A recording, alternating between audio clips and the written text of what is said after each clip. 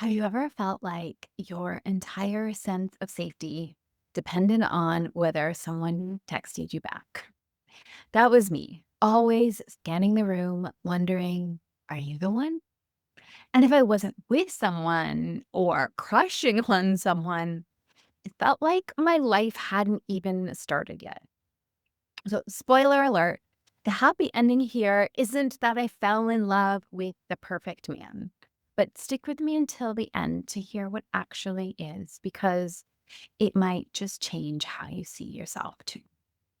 I'm Andrea Tessier, an intuitive, a master life coach, and IFS practitioner. And on this channel, I share stories and tools to help you reconnect with yourself, the calm, wise core of who you truly are, so you can stop outsourcing your worth and start living in truth and trust and alignment. And if that sounds like the kind of life you want, go ahead and hit subscribe. Let's get into it. If you're here and you're listening to this, chances are you have already self identified as having an anxious attachment.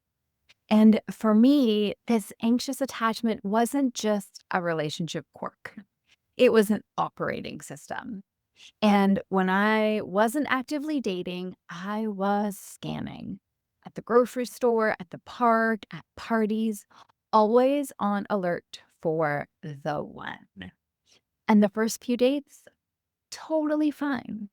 But then it was like something would hijack my system.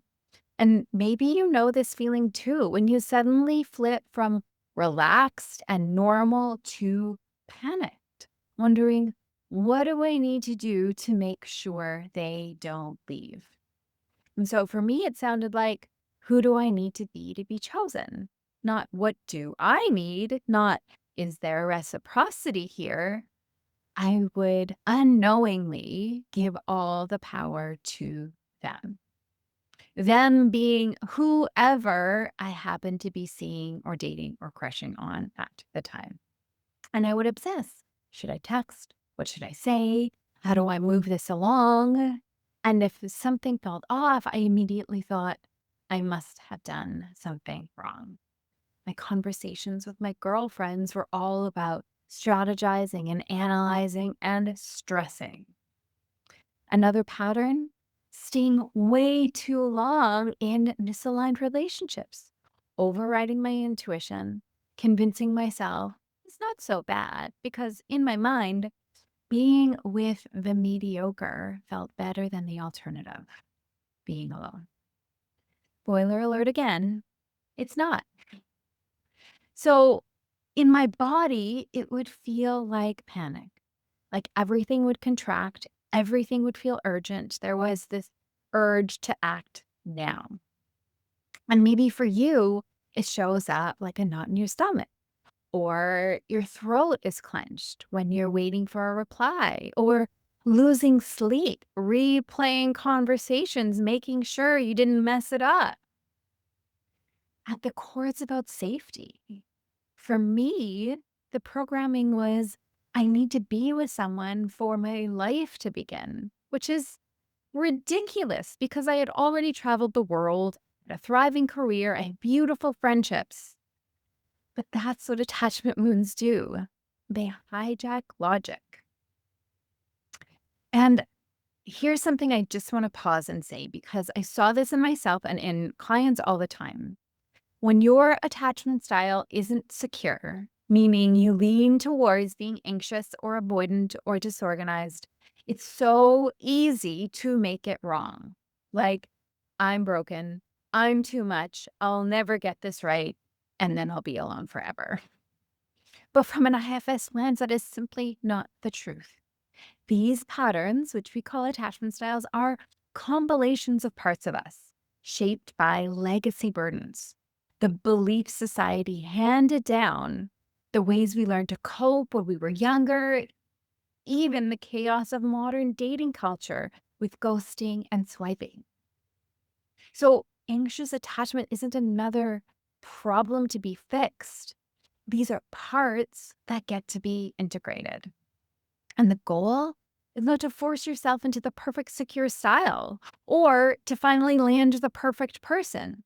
The real goal is deeper love, trust, and sovereignty with yourself. So the turning point for me, I got so sick of myself. Honestly, the way I was showing up didn't match the empowered, free, future self I envisioned. And through my coaching and my training, I discovered IFS. And suddenly, all those patterns I had analyzed for years finally made sense, not as flaws, but as parts of me.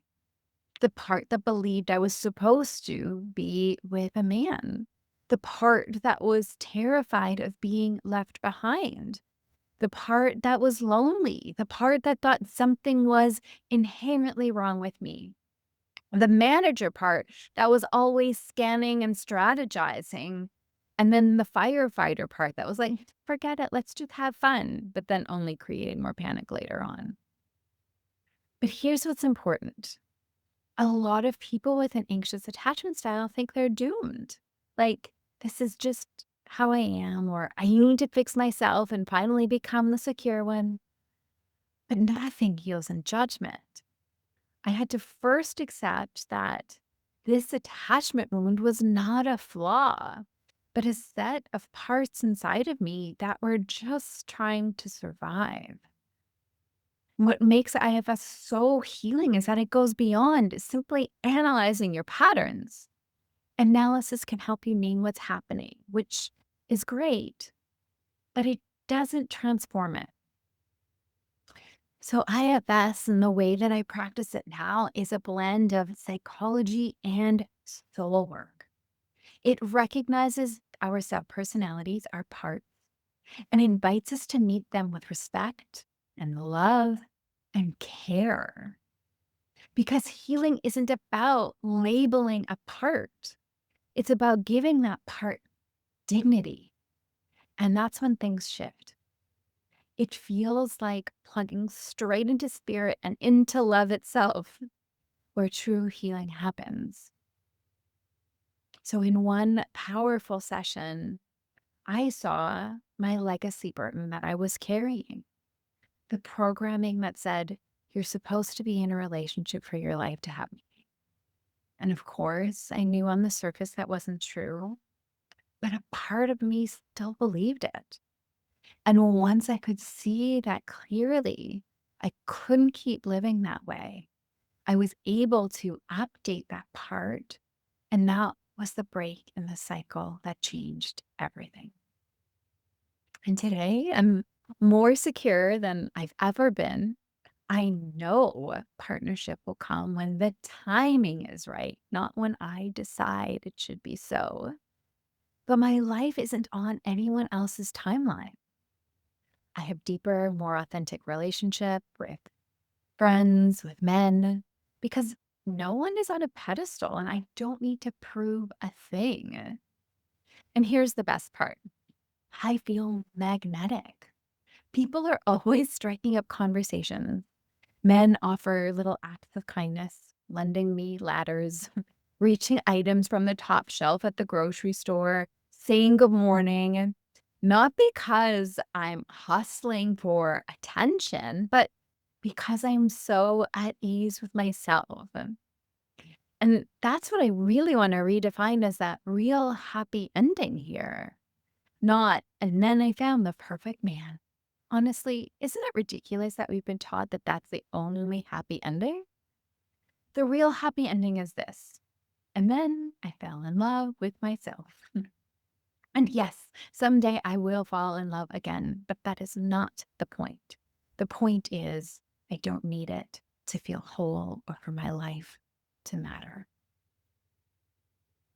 So, if you've identified as having an anxious attachment, IFS can certainly help you see your attachment style for what it really is, not who you are, but a coalition of parts, and then supporting and healing and integrating those parts.